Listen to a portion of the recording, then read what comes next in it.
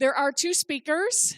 First, I am going to introduce Dr. Michael S. Sparrow. Dr. Sparrow is a professor and chair in the Department of Health Policy and Management at the Mailman School of Public Health at Columbia University. Professor Sparrow studies and writes about the politics of healthcare with a particular emphasis on the health insurance and health delivery systems for low and middle income populations, both in the U.S. and globally. After Mr. Sparrow speaks, of course, our wonderful Dr. K. Dr. Karnasiewicz is founder and director of the Women's Health and Fitness Foundation in Expo. She is a board certified in internal medicine and a specialist in women's health. She has recently received her master's in public health from Columbia. She writes and lectures on issues relating to women's health. So she will come up after Dr. Sparrow, but please help me welcome Dr. Michael Sparrow. Thank you, Dr. Sparrow. Thank you very much. Thank you. Hey, hi. I'm Michael Sparrow. I'm really happy. Thank you, Debra, for inviting me. It's terrific to be here and to be able to chat with you a little bit about a subject that actually is the source of, is this on? Whoop. It's on now? Could you hear me now? All right. I think the subject of healthcare reform in the United States is the subject of an enormously fierce, bitter, and partisan debate. Much of the focus of that debate is around the Patient Protection and Affordable Care Act, also known as Obamacare, and I'm going to talk a little bit about that. But of course, even if there was no Affordable Care Act, even if there was no Obamacare, the nation's healthcare system would still be in the midst of an extraordinary transformation. I mean, even if the ACA had been repealed 6 months ago, we're still in the midst of an extraordinary transformation.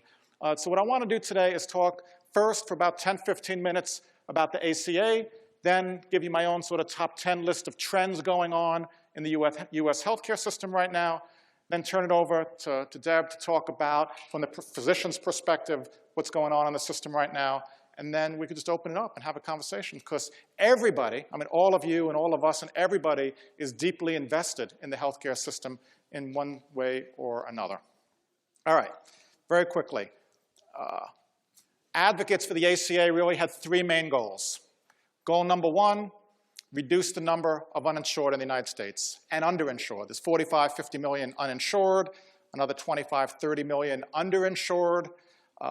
At any given time, those numbers exist. Over the course of a year, probably 75, 80 million Americans lack health insurance. So goal number one was whether or not we could use public policy, government policy to try to help the uninsured, reduce the number of uninsured. Goal number two, we spend about $2.8 trillion a year on healthcare in the United States.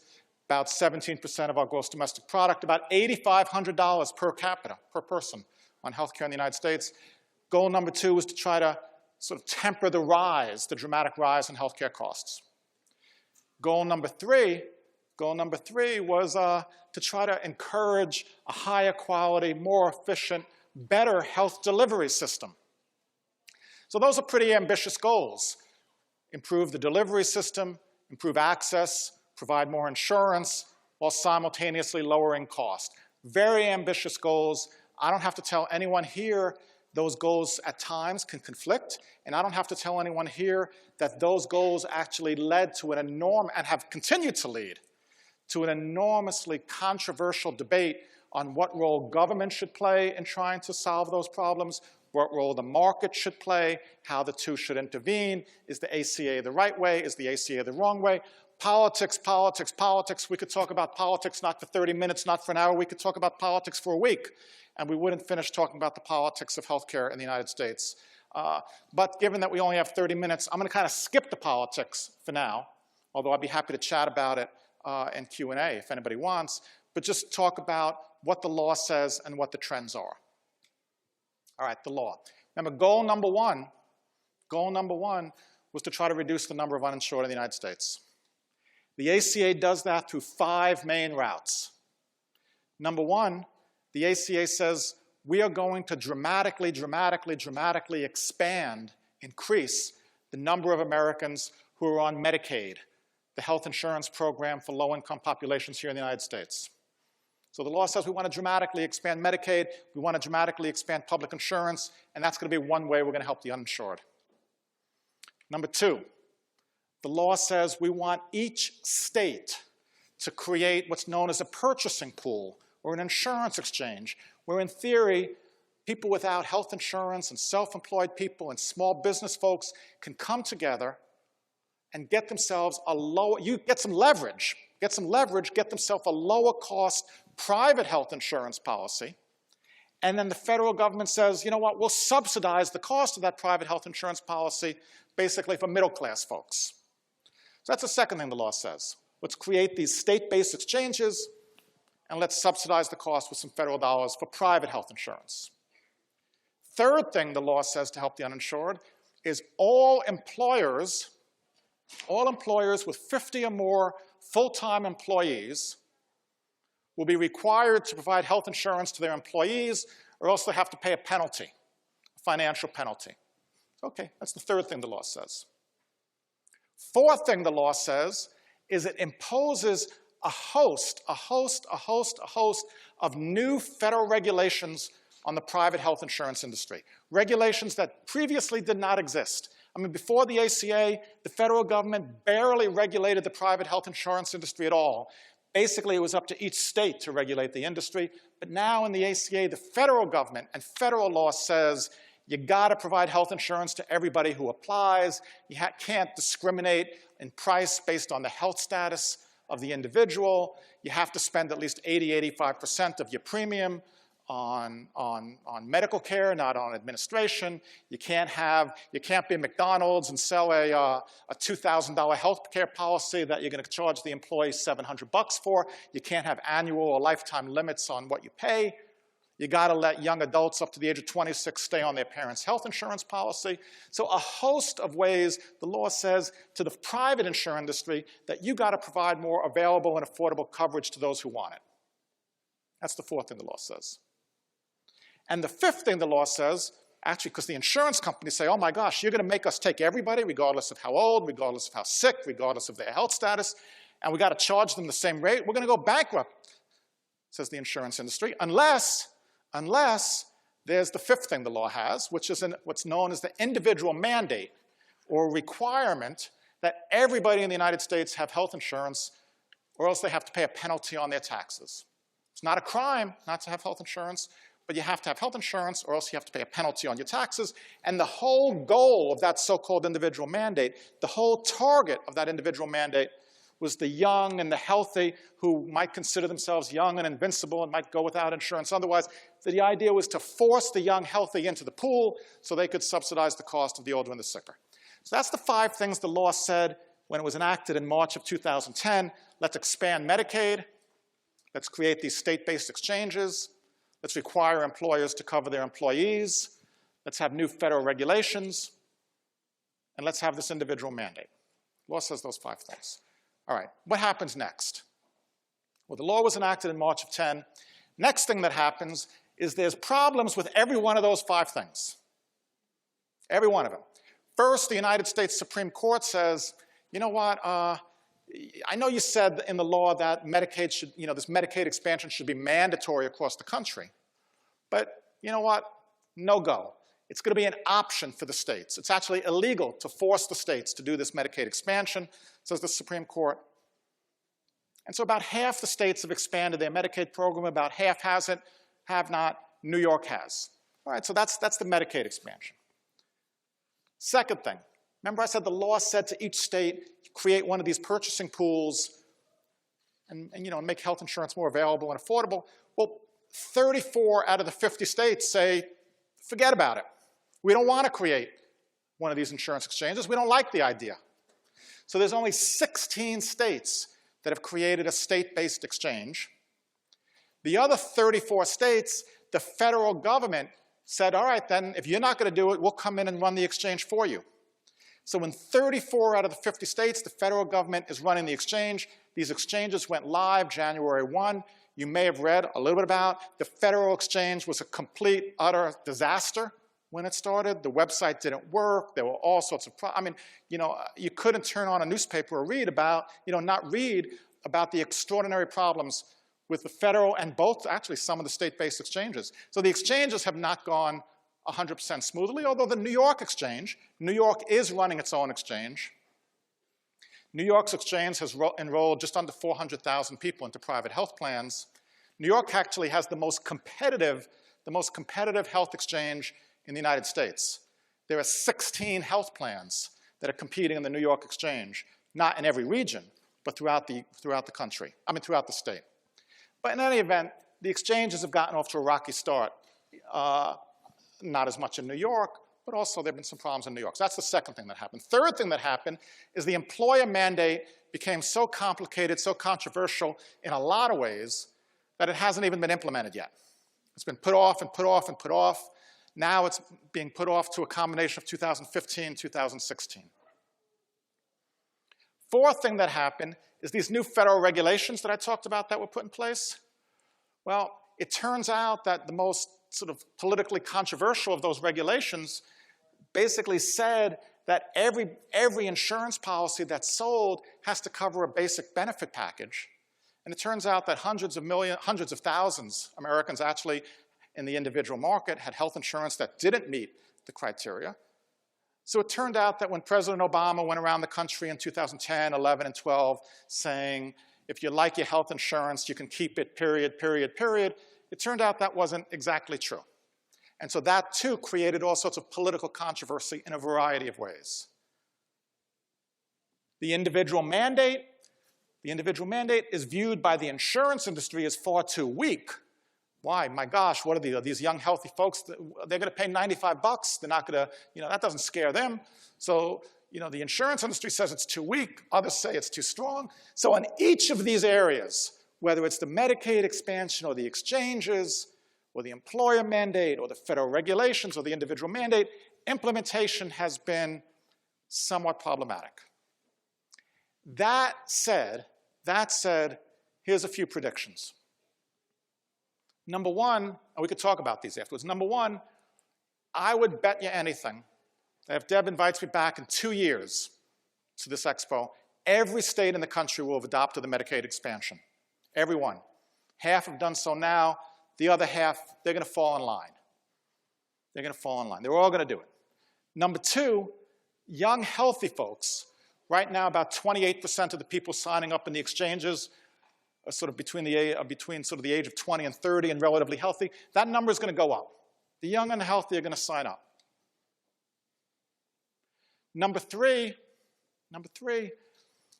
over the next several years, more and more and more and more employers are going to shift their employees into the exchange, both the public exchange and some new private exchanges that are coming up. So the notion that you're going to get your health insurance from your employer is going to become less and less and less and less common. Number four, the number of uninsured in the United States is going to dramatically decline. It's going to dramatically decline. But, and here's sort of the downside, while the number of uninsured is going to decline, while the number of people with health insurance is going to increase, consumers' satisfaction with their health insurance plans is likely to continue to deteriorate. Consumers are going to be increasingly unhappy because they're going to have to pay higher and higher deductibles, higher and higher copays, and have narrower and narrower networks. In fact, here in New York State, in the New York State exchange, if you're one of those 400,000 people who are buying health insurance through the exchange here in New York State, if you live anywhere except the most western part of New York State, the insurance that you can buy through the exchange does not even allow you to go out of network. You just can't go out of network and have any payment at all, even for a higher deductible, higher cost, whatever. So there's going to be a lot of adverse reaction to a lot of those kinds of things. But in any event, we'll see what happens. We'll see what happens. I think, again, the Medicaid expansion will grow. More people will get coverage. But there's going to be a big battle over the content and the cost and who pays that coverage. All right, let me shift gears real quick and talk about costs. I think everybody here knows the United States spends far more than any other country in the world on health care. As I said, $8,000 per person, 17% of our GDP. France, Germany, other Western industrialized countries spend about 11% of their gross domestic product on health. We spend about 17%. Why do we spend so much more?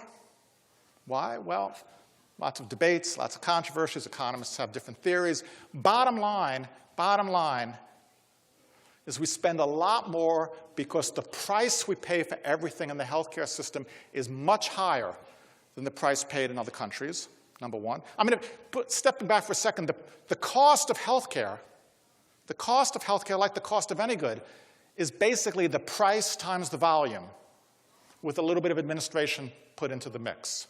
You know, what are you buying? You know, how many pieces of paper are you buying? What's the price per piece of paper? And what's the administrative cost of negotiating that agreement? That's how much it's going to cost. And on every one of those criteria, we're high. The price we pay is very high for everything in the United States. Interestingly enough, while the price we pay is high, we actually, in the United States, go to the doctor less often than our counterparts in other countries. We use fewer prescription drugs. We spend less time in the hospital. We smoke less. I mean, but what we do spend a lot of money on is high-cost services. And let me just give you one example. MRIs. Just one example. We can give a million. But one example. The United States, as of a couple of years ago, had 27 MRI units per million population. Germany had 7. And all the other European industrialized countries had between 6 and 8, 6 and 9. So we have about 4 times as many MRIs per population as most of the other Western industrialized world. That's number one. But not only do we have 4 times as many MRIs, when you calculate the average cost per use of those MRIs in the United States, we spend about $1,100 every time we use one of those MRI machines. About $1,100 every time we use an MRI machine. That's adding together sort of Medicaid, Medicare, private insurance. Obviously, if you just looked at the private insurance, it'd be much higher because Medicaid's low. But we spend about $1,100 for every one of those. Germany spends about $260 every time.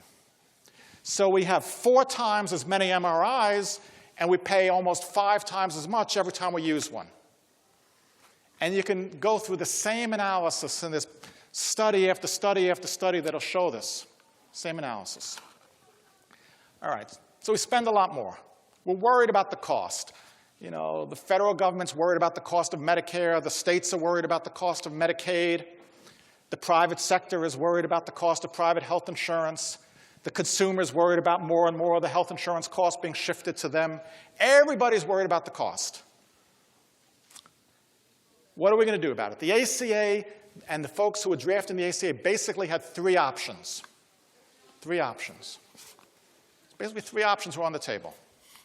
Option A was we could have done, for better or worse, and I'm not making a judgment here, but we could have done what the Europeans do and what the Asians do and much of the rest of the world does. We could have regulated the price. We could have said, you know what? The price for drugs is X, the price for drugs is Y.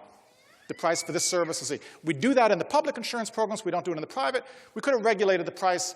Obama said, forget about it. I'm not even going near that kind of regulatory solution because there's absolutely no way in the world that the United States Congress, at least in 2010, would have enacted any effort to regulate the price of health care broadly in the private sector, just like other countries regulate utilization.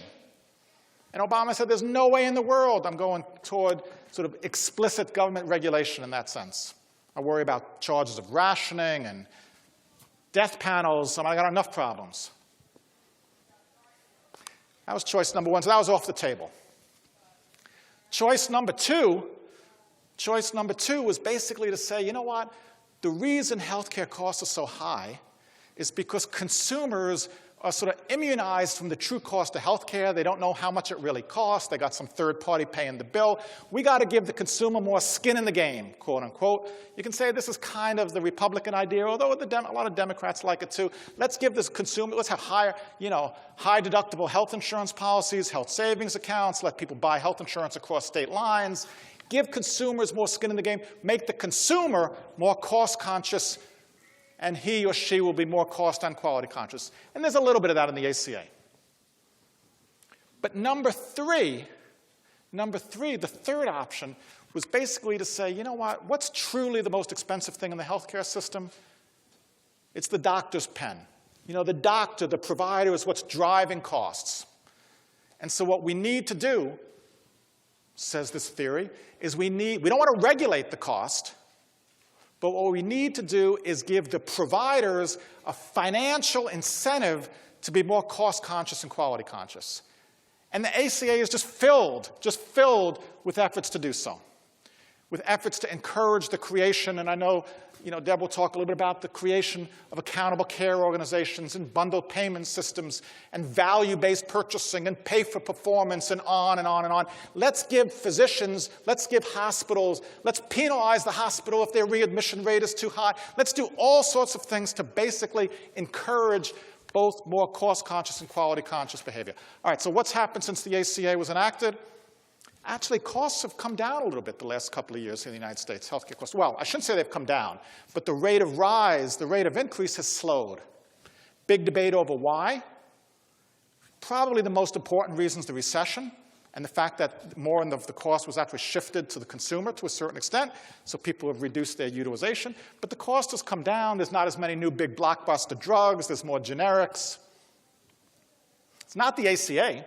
Most of the ACA didn't even take effect until January 14. And in fact, now that the ACA has been fully implemented, or almost fully implemented as of January 14, costs are going to start going back up again. You'll see. You'll see. Let me just spend, I know I have just a couple more minutes. Let me just sort of quickly run through sort of what's going on in the system outside of the ACA. Maybe influenced a little bit about it, but sort of a top 10 list of trends in the healthcare system. Trend number one, consolidation. Consolidation, consolidation, consolidation. Hospitals emerging with hospitals. Insurance companies emerging with insurance companies. Tremendous amount of consolidation. The day of the solo practice doctor, forget about it. It's gone. It's going, going, gone. Going, going, gone. So that's number one. Number two, integration. It's not simply that hospitals emerging with hospitals and insurance companies emerging with insurance companies. There's that horizontal consolidation, but there's also vertical integration, up, down, sideways, every which way. Hospitals are buying insurance companies. Hospitals are becoming insurance companies. Insurance companies are buying hospitals. Everybody's buying physician practices. Everybody's buying lab. The idea is to get bigger, bigger, bigger, bigger, while at the same time be integrated enough so that you have control over the entire system. That's number two. Number three, tremendous rise in the use of non-physician providers. Focus on nurse practitioners, physicians. I mean, in fact, the debates over scope of practice are fierce, Who does what? Who does what? In every field, whether it's the anesthesiologist, whether it's the doc, the primary care doc, whether it's the dentist, who does what? And in fact, our whole definition of who is a healthcare provider, it could well be, this one I'm not predicting, but it could well be 5 years from now the biggest healthcare provider in the United States. Could be CVS. Could be CVS. You might have read a few months ago, CVS said we're no longer selling tobacco. You know why they made that decision? Because they're going into the healthcare business. They've already got pharmacy. They're adding clinics, Walmart, Walgreens, Rite Aid, CVS. They're on their way. They're betting on healthcare. They're going to affiliate with hospitals. They're going to affiliate with docs. They're going to hire the nurse practitioner. The system is transforming under our feet. That's number three. Number four, I mentioned this earlier, value-based purchasing. The whole idea that we pay a doc, we pay a hospital, we pay a provider a separate fee for every service they provide, still there in the healthcare system these days, going, going, gone. Well, not gone yet, but going, going. That's number four. Number five, care management. One of the really interesting things was in the 1990s, we had the rise of managed care. The words managed care were the most unpopular words in the American healthcare system for lots of reasons. Now, we've flipped the words. So we don't say managed care anymore, because nobody likes managed care. But we say care management. And everybody loves care management. It's the most popular phrase in the healthcare system today. In fact, care management and value-based purchasing are probably the two biggest trends in the system today. So that's number five.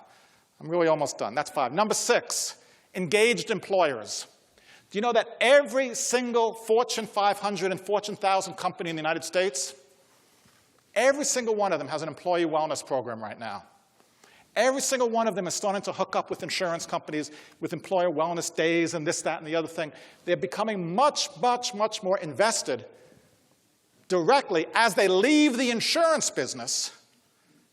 Inch by inch by inch, they're entering the wellness business. Next trend, a little biased. I teach at a school of public health prevention and prevention.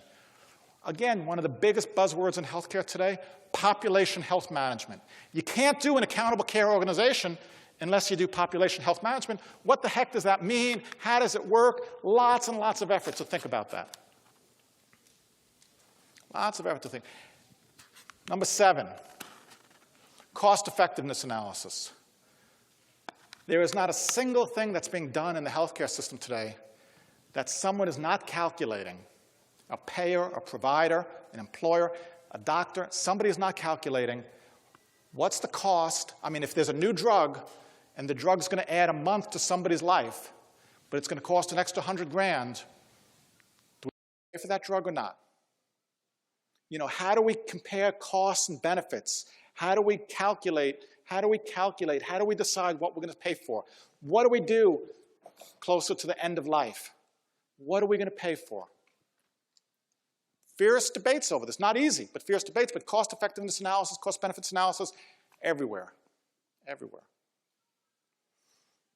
Next, you know, I mentioned population health management. The flip side of population health management, personalized medicine. You know, as much as we're talking about what's happening out here, increasing focus on, you know, with all the genomic advances, et cetera, on how we can predict what's going on actually inside and how we can actually maybe target a medicine regime to your own particular genomic sequencing, et cetera, et cetera. And finally, health information technology. All of this stuff, all of it, consolidation, integration, value-based purchasing, cost-benefit analysis, you know, comparative effectiveness research. None of it could happen without sophisticated IT services and IT systems. All right, let me just stop with three quick areas of sort of huge importance going forward, and then turn it over to Deb to sort of pick up, because I think hers will pick up right on this. Big questions going forward. At the heart of the debate over healthcare in the United States, it's ultimately a debate about the role of government, number one. And there's sharp divisions about the role of government in the United States. You know, sharp different views on what the role of government should be. That's number one. Number two, sharp debate over the role of the physician. You know, what should the role of the physician be in an evolving healthcare system? What should the role of the non-physician provider be? What should the role, you know, who's the captain of the ship? How do the pieces play together? And finally, I can't stop talking without at least mentioning that while I've been talking supposedly for 30 minutes, but probably for 40 minutes, about the medical and the healthcare system in the United States, as this Women's Health Expo has probably as its theme, the medical care system probably only accounts for about 10 to 15% of our actual healthcare. Our health is determined by what the public health people call the social determinants of health. You know, what do you eat? Do you exercise? What kind of environment do you live in? What kind of housing situation do you live in? What kind of stress are you under? You know, what's your own internal genetics? But basically, you know, as much as we spend, as I said, almost $3 trillion on medical care in the United States, and yet so much of our health is not determined by that health medical care system. It's determined by other systems, and we need to actually try to balance the equation a little bit, spending a lot more time thinking about, you know, what we eat and whether we exercise, and coming to, you know, expositions like the Women's Health Exposition to sort of learn about some of these things. And if we really can get better at that, then actually that'll probably be the best way to reduce costs here in the United States. Let me stop there and turn it over to Deb. Thanks. Great. So I'm going to give a little bit of a different perspective. I'm going to give a perspective of a physician practicing in this community for 20 plus years and talk about how the Affordable Care Act affects physicians and, of course, patients, because we're teams and we work together.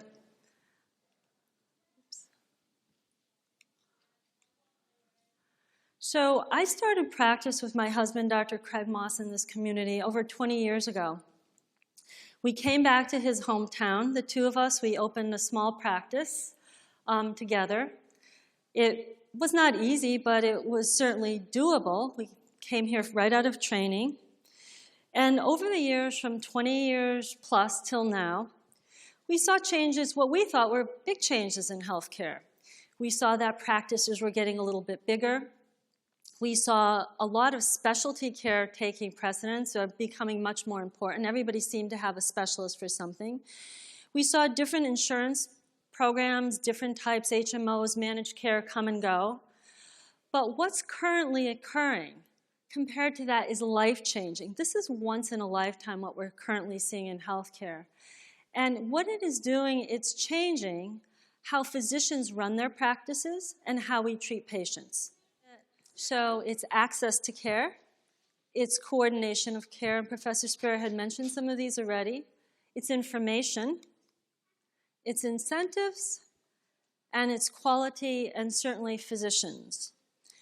Now, to get to those points, which we'll again go over, there's a few things that physicians and practices have to do. And the first thing we have to do is change the way our practices are structured. So the practice Dr. Moss and I had 20 years ago would be very difficult to start today. I think it would, in fact, be impossible to start today, a two-doc practice. Now, when I was a kid, that is Marcus Welby, I think, I'm not sure. But when I was a kid, we had a family practice doc. We would go in. It was all fee-for-service, we would say. Actually, people came with, and there was a sliding scale because you paid what you could. It was one doc in a two-little-room office. The doc brought you in, gave you your shots, gave you your medicine, and this all happened in probably maybe a 7-minute visit, and it seemed to work. Well, certainly that era is gone. And then over the years, again, practices have gotten bigger. But how practices have to be structured today, both from the team, and I say the word team because it's no more just a physician caring for a patient.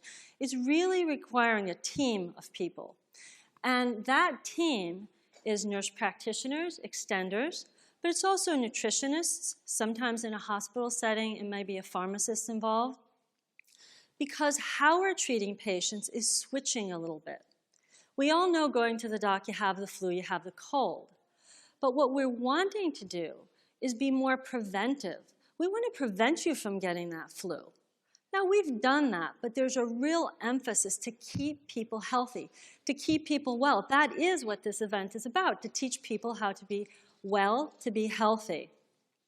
Also, if you have a chronic conditions are things like hypertension, diabetes, congestive heart failure. If you have those, we don't want you to get in trouble with those.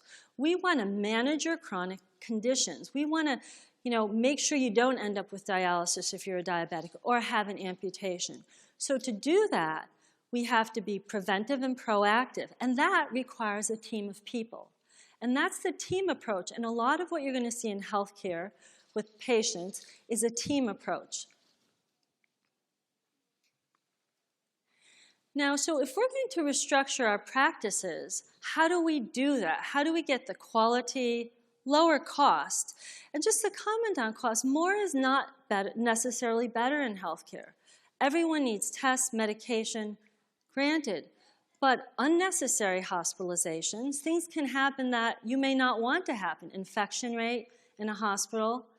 So more may not be better. It's doing the appropriate care, and that's the key word, keeping everybody healthy and giving them the appropriate care for what their illness is. So one of the ways we do this is a medical home. And again, these words did not exist, I would say maybe 5 years ago. I mean, certainly 10 years ago they weren't there. Well, a medical home is not a home. It's not even a place. It's a way of practicing medicine.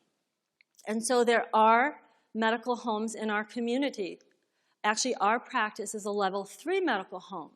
A national quality organization will give you a certification if you follow certain quality measures.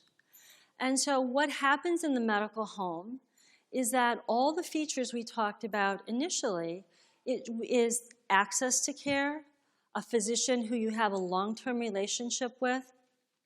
It's patient-centered, meaning what you think is important.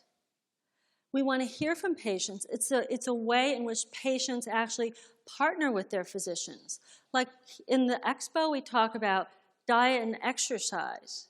It's important. What things can you do as a patient to keep yourself healthy? And more importantly, it's prevention and wellness, which we've talked about, and it's keeping you healthy and out of the hospital for as long as we can. So if you get practices that become medical homes, and again, there are a few in this community, and the number is increasing nationally, what's the next step? Dr. Sperr had said that practices are merging, that people are taking over other practices, and that's exactly true. And what they're doing is they're forming this type of organization, which is called an accountable care organization, which is a physician. It could be several physician practices doing this, or it could be a hospital and a physician's practice. So what is that accountable care organization accountable for?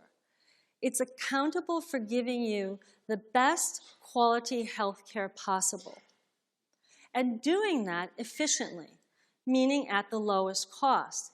Now again, it's not saying no testing, no this. Again, the history of managed care in the past was cutting things out.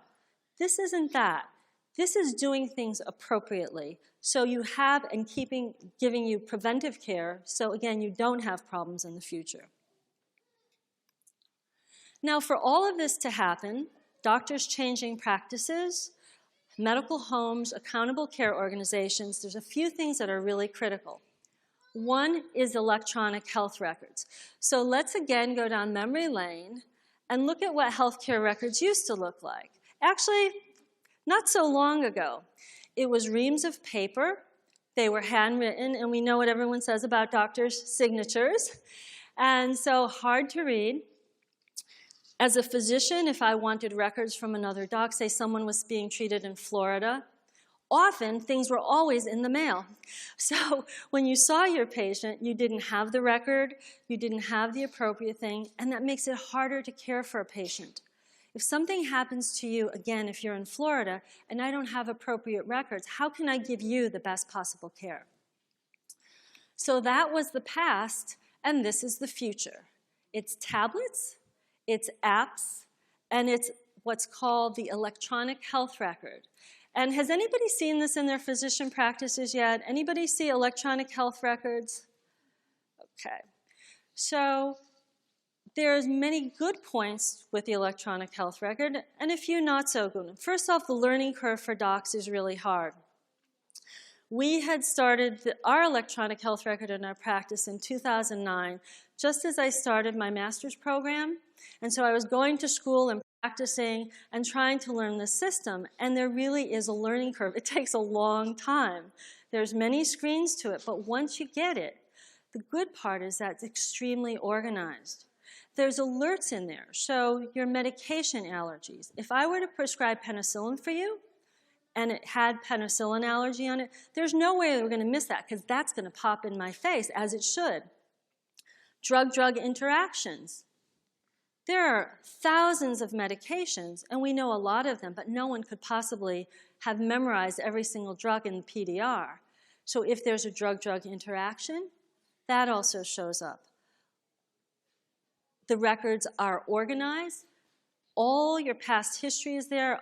When reports come in from other doctors, they actually now interface right into your chart. So if you go to Florida, they can get that to us. So when you come back, you don't really have to worry about. And this area is something that's just starting, but will be there. In fact, you might even have a little external drive where you can carry your own health records around with you. Your chart can be put on that, and they're encrypted, so if you lose it, nothing will happen, and you can take it to Florida with you. So again, that continuity of care and everything being accurate about your health care is there. Also, it just takes up a whole lot less space. You saw in that last slide, where records are piled to the ceiling. And it also lets docs and organizations talk to each other electronically faster. Personally, the one thing that I find hard, because I do type in my own records as I'm talking to patients, Welcome to the 14th Annual Women's Health and Fitness Expo. There's still several events going on throughout the school. Their expression. Coming up in just about 15 minutes on the main stage, Ivy Larson talking about what is clean eating. That's at 2:15 on the main stage. And by the way, there has been an extra event added on the main stage. At about 3 o'clock, Shelter, a concert film. It lasts about 30 minutes, and there's a Q&A. It's to benefit victims of domestic violence, starring Natalie Merchant. Is that over the years, right now, specialty the doctor is in. Really Sabrina Stent, cardiology. In the workshop room, Jeff Schneider, relationship success solutions. Right now in the fitness state, Nasia Karam Walsh, ready to pop dance fitness. And in the chef demonstration, Nanette DeGroat, kind of like no the more old sugar Marcus Welby. blues. That was a strong primary care base, 20, 30 years ago. Health outcomes are better. You do better. More preventive services are given. And we know prevention helps with decreasing disease. People have decreased mortality. And people report that they feel better. So this is a real challenge, but we are trying to incentivize people to go into primary care and to practice in low-serviced areas. And in the meantime, or simultaneously, we will have to use nurse practitioners and PAs in treating our patients.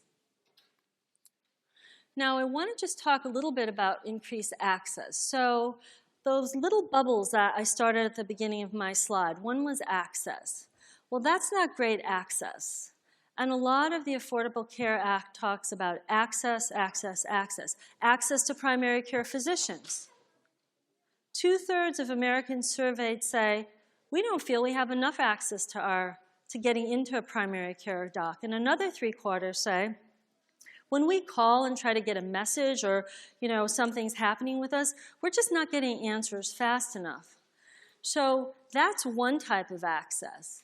And we want access to be seamless. And in fact, a part of the Affordable Care Act is very strong on having patients see their primary care docs, to the point that doctors are encouraged to have extended hours, to have hours on weekends, and have an assigned physician that you can develop a relationship with. And coordination of care, again, Dr. Sparrow talked about that a bit. Coordination of care with the health team is extremely important, but not just in the office, out of the office. If you're seeing a cardiologist or a GI doc, if I know and I have that record and I can do a care plan together, that is beneficial for the patient. It's beneficial for the doctor because the doctor learns so much more about their patient. And the way that's happening, again, is with interfaces through the community. But it's not just doc to doc. It's doc to nursing home, doc to hospital. There are many, many ways patients' care needs to be coordinated. It's patient, family, and doc, and it just means getting a whole lot more people involved in the process. I'm sorry?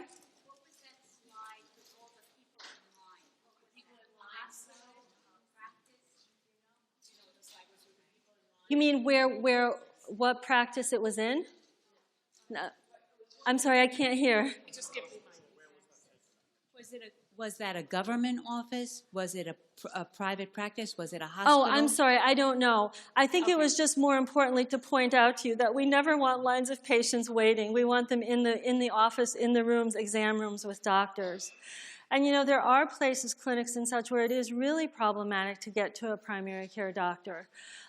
So it was just meant to illustrate. But coordination of care, and with coordination of care, again, I'll talk about preventive services over and over again, because studies show that when preventive services are done, people do better. And what are those?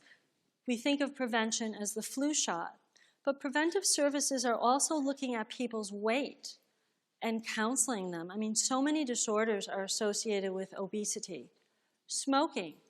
And where these were previously documented in the record, the really trend is to actually teach people about that, help them. It's hard to stop smoking. It's hard to lose weight if anyone has ever tried to lose weight.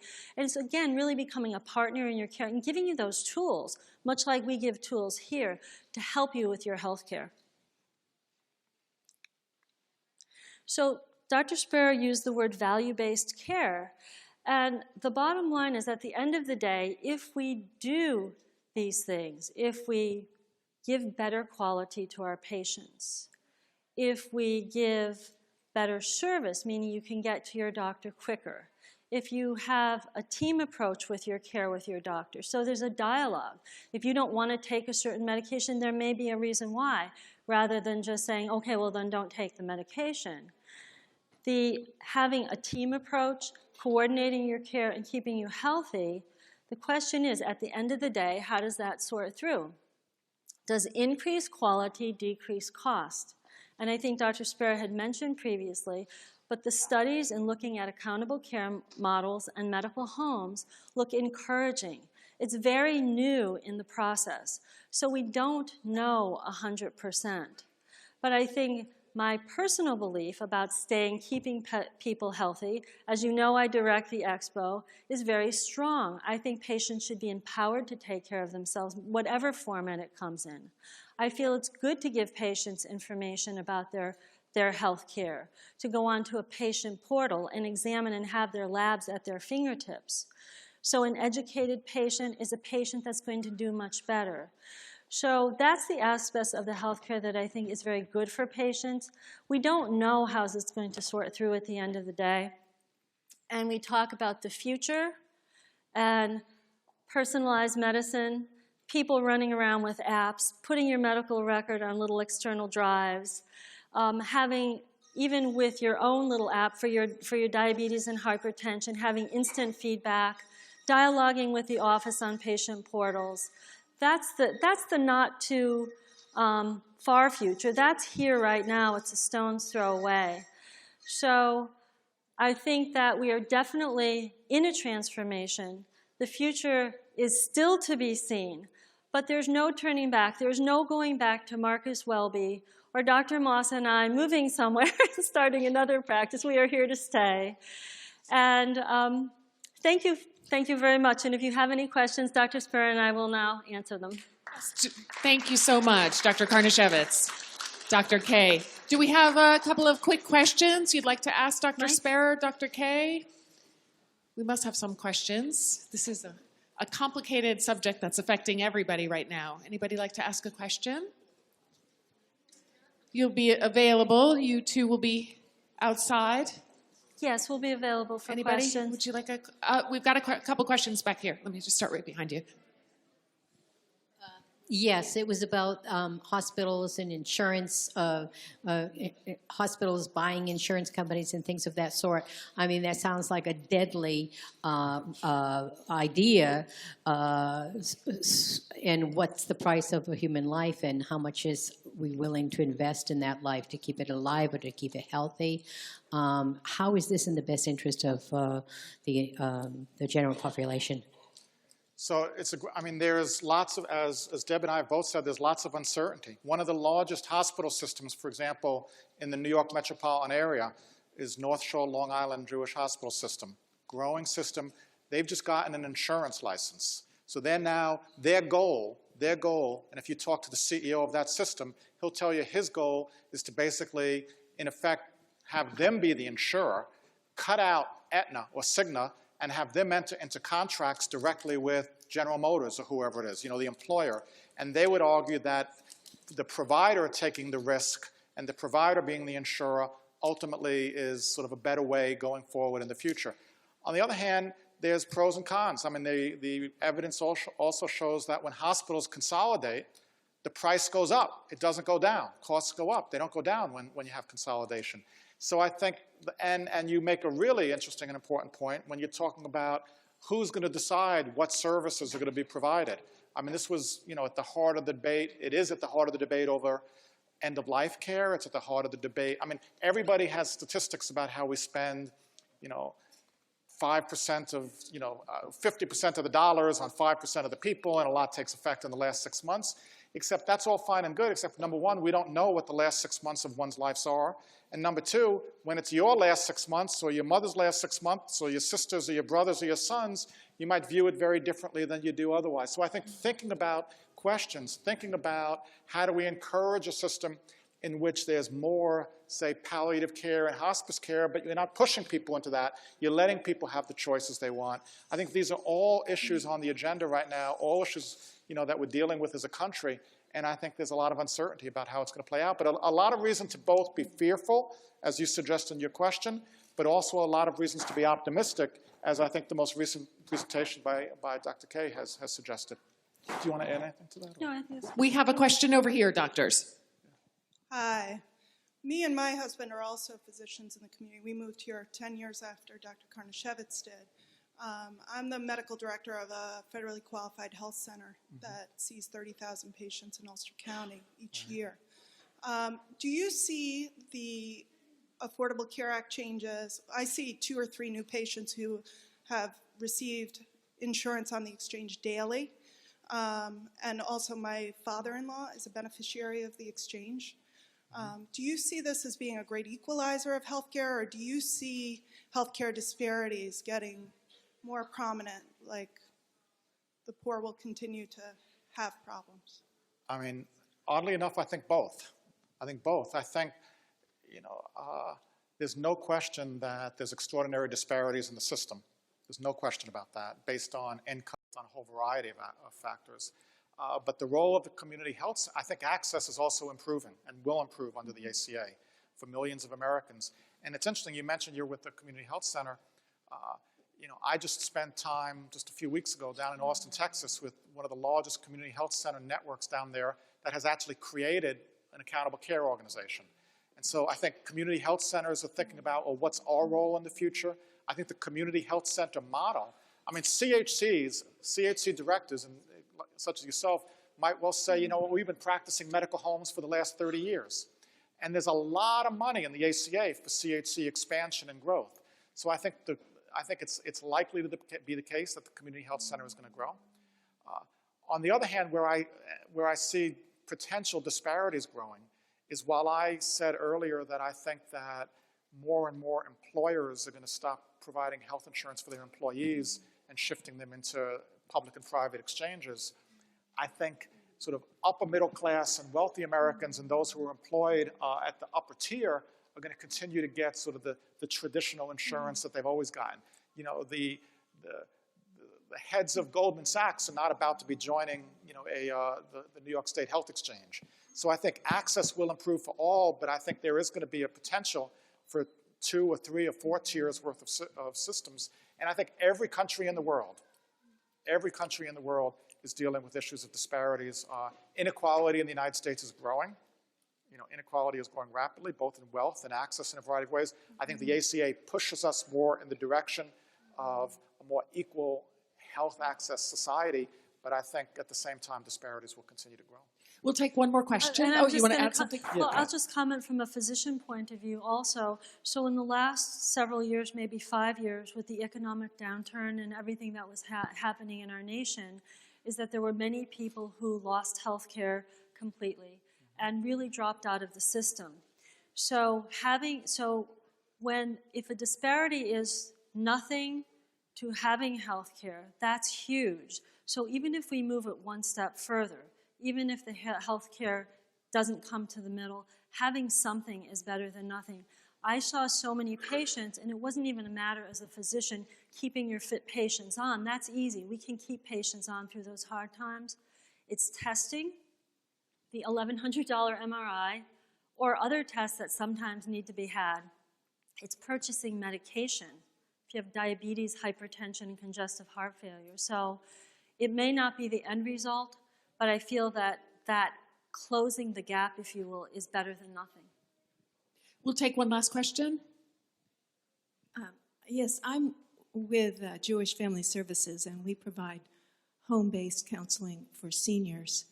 And I guess my basic question is, we are out of network, And so Medicaid, we are excluded from Medicaid payments, but Medicare payments we can do, and we do all the insurance for these seniors at home.